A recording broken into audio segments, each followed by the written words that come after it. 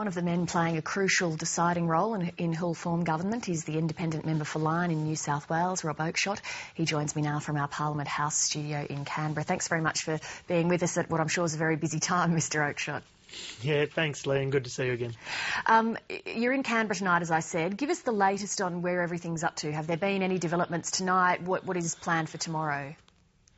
Well, look, when I left from Port Macquarie to come to Canberra, seats such as Denison, I think, were being claimed by the Labor Party, and by the time I've arrived this evening, they're now back in the game. So this is fluid, and it's happening as we speak.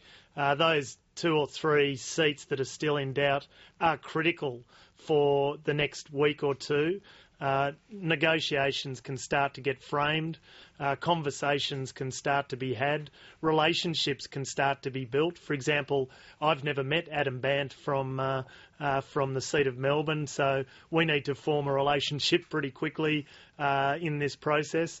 But really, we can't get down to any formal negotiations until that final count is in, because each one of those seats changes the implications and the strategies around the negotiations for all the stakeholders involved. So what meetings are scheduled for tomorrow?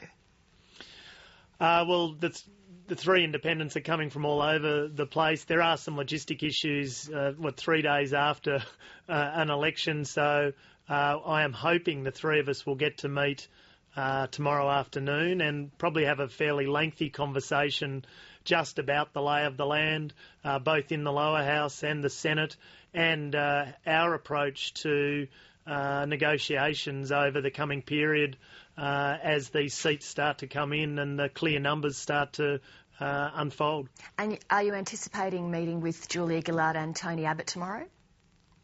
Probably not tomorrow. Like, realistically, both Tony Windsor and Bob Katter will only be getting in sometime in the middle of the day, and so we will then hopefully catch up as soon as possible on a face-to-face basis. We don't want to be rushed on this, and there is time on everyone's side, and there are still these seats in play. So as I say, they're general conversations. They are very healthy. People such as Julia Gillard and Tony Abbott are on the phone, and several discussions have already taken place. That is healthy and is hopefully showing a commitment to all of us wanting to get find a way through in the national interest rather than in any political party's best interest. So over the next couple of days, I'm sure we'll all have face-to-face time. I'm sure everyone in the media will know about it, and this will unfold as the week unfolds and as those seats come in. Julia Gillard says Labor's case for government is that it received most support on a 2-party preferred basis, and also that all of the polls have her as the preferred Prime Minister. Tony Abbott argues that the coalition won more first preference votes. Do you find one or the other of those arguments more persuasive?